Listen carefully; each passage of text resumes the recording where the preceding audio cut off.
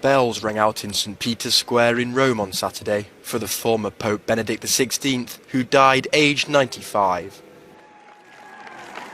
Benedict XVI led the Church for almost 8 years, until becoming the first pontiff in 600 years to resign from the job in 2013. The funerals will be on Thursday this coming week, Thursday the 5th of January, at 9:30 on St. Peter's Square, and they will be presided over by Pope Francis. And as we already told you this morning, from the morning of Monday, the body of the Pope Emeritus will be in the Basilica of St. Peter's, where the faithful can go with their prayers for a last meeting with the Pope Emeritus, to greet him and to say goodbye.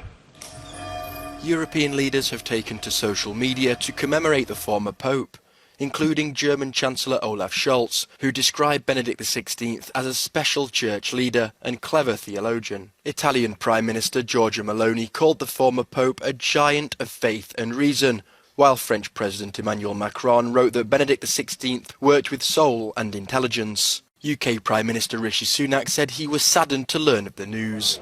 Pope Francis will preside over the funeral in St. Peter's Square on Thursday. As 2022 draws to a close, fighting remains fierce around the besieged Ukrainian city of Bakhmut in Donbass region. The battle in the air is just as important as that on the ground. This drone unit of Ukraine's forces is just one plank of an increasing focus in this area. Ukraine's President Volodymyr Zelensky said, "This year we have not only preserved our air defense, we have made them stronger than ever. But in the new year, the Ukrainian air defense will become even stronger, even more effective. Ukrainian air defense can become the most powerful in Europe, and it will guarantee security not only of our country, but also for the entire continent." Meanwhile, Kyiv's forces have been training near Ukraine's border with Belarus. Tensions have been increasing between the two countries amid speculation Ukraine's northern neighbour could launch an invasion. In a year which has seen an increase in the killing of journalists in the course of their work, Reporters Without Borders has released figures showing 1,668 have died in violence over the past 2 decades. The war in Ukraine is the main cause of the upturn in 2022, with 8 journalists' deaths since Russia invaded. This year, 57 have lost their lives worldwide, while 49 have been reported as missing. The NGO points to 2012 and 2013 as being the deadliest years for journalists on reporting missions.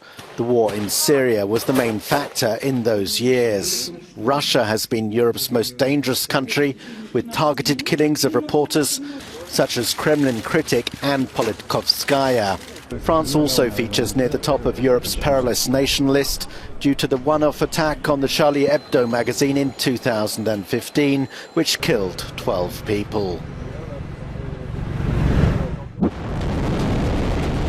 North Korea forged ahead with its missile program in 2022 as world events like the pandemic and the war in Ukraine fractured international pressure against it. It acknowledged its first COVID-19 outbreak in May, prolonging border closures and blocking international engagement. But that did little to slow its weapons tests, and this past year may have provided the clearest evidence yet that North Korea sees itself as a permanent nuclear weapons power. For years, Pyongyang has been banned from nuclear tests or missile launches by the United Nations Security Council. But China and Russia vetoed a US-led push to impose more UN sanctions on North Korea in May. That move publicly split the council for the first time since it started punishing Pyongyang in 2006. North Korea was busy in 2022. It resumed testing intercontinental ballistic missiles, rolled out a series of short-range missiles, and started preparations to reopen its shuttered nuclear test site. It also successfully launched the massive new Hwasong-17, which is believed to have the range to strike anywhere in the United States. One former U.S. diplomat told Reuters, quote, "We are in dangerous and uncharted territory when it comes to the North Korean threat," and says that the possibility of denuclearizing North Korea has all but disappeared. As North Korea opens up to trade and travel again, analysts say it will likely continue to side with China and Russia and be less concerned with engagement with the United States or South Korea. Heightened tensions are likely to continue if Pyongyang feels COVID is too big of a threat to return to the negotiating table. That would see even more weapons tests into 2023.